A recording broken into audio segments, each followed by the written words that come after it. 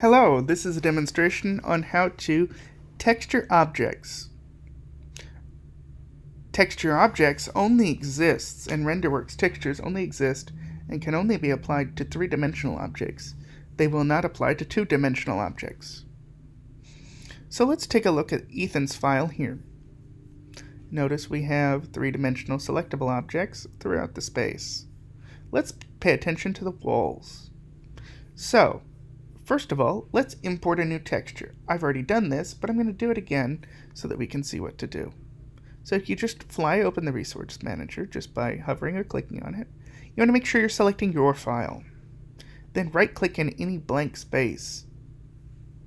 This, we're simply going to say, Renderworks Texture, New Resource. So then we'll call this Test Texture 3. And for color, instead of saying object attribute, we're going to say image. Then we're going to click import image file. I happen to have downloaded a 60s brick texture from CG Textures, but you can use anything you'd like. The best options are repeating patterns so that the scale of the object can easily adjust the pattern without having scaling issues. In this point, you can rotate or flip your textures. I'm just using it as default orientation here. So let's go ahead and say OK. You can see a sample here. You can actually zoom in and see a sample. I'm going to actually use this zoom tool and see a sample of what it'll look like. Now, reflectivity, this is brick, so it doesn't really reflect. It's not transparent, but we do want to add some bump mapping.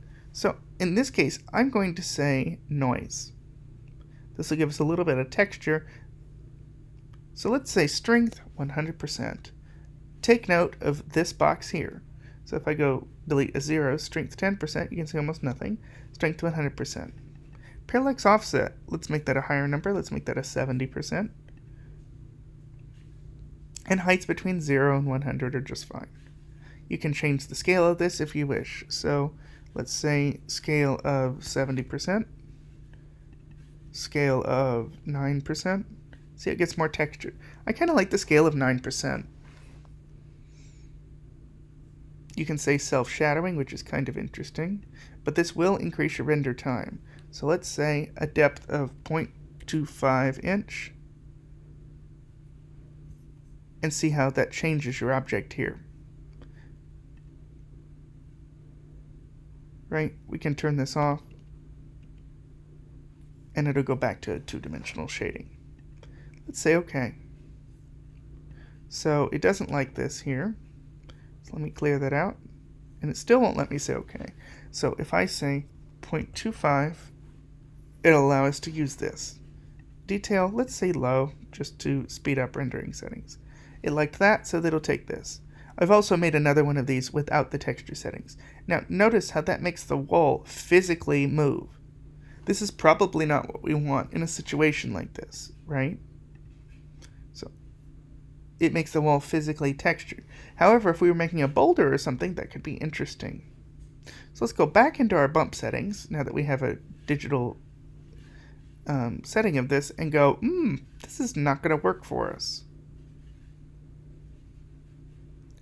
Right? So displacement mapping, all we need to do is just change this back to 0 inches, and we go back flat. Perfect. Let's say OK. So now we have test texture 2 and test texture 3.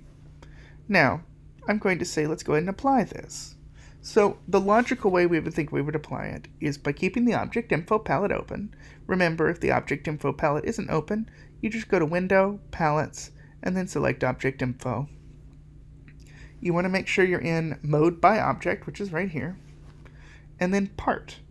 If you say Overall, which is what most people would automatically think, and then you go down here, instead of saying Class Texture, you say Texture, and then you say Test Texture 3, notice how it's only texturing the internal part of the wall. That's because that's the base, quote-unquote, base unit.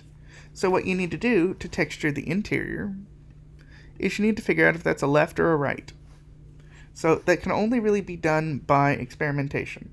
So I'm going to change this and I'm going to say part right and see if that worked. It didn't appear to work, so I'm going to try that. Oh, I'm sorry. I need to hit texture here. There we go. Still didn't appear to work, but it did texture the outside wall. So I just need to say left, and that'll be our interior. And again, it'll go back to class texture. And now notice our wall is textured. Now, if you notice something, it looks like it's a solid color. Well, if we zoom in, we can see the pattern there. So that means that we need to do some serious scaling. Notice the scale is 1, so if I move this up, it'll change the scale of the wall.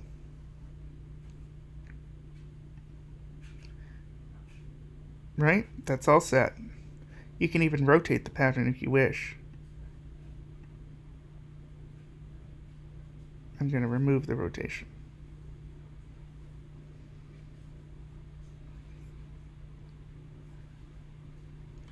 Now notice the gray bar at the top is simply the top of the wall.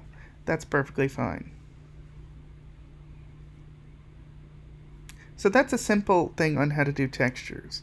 Now, I've made another one here that allows you to experiment. Now notice if the overall texture is selected, it's just going to fill the center. See how this is set to left? If we set to overall, I can simply pick here and say this red color. Notice how that's only filling the inside of the wall. It's not affecting either side, only the inside. If you need any further help with this, please feel free to reach out. I look forward to seeing you in class on Tuesday, and let me know if you need anything else. Have a good weekend.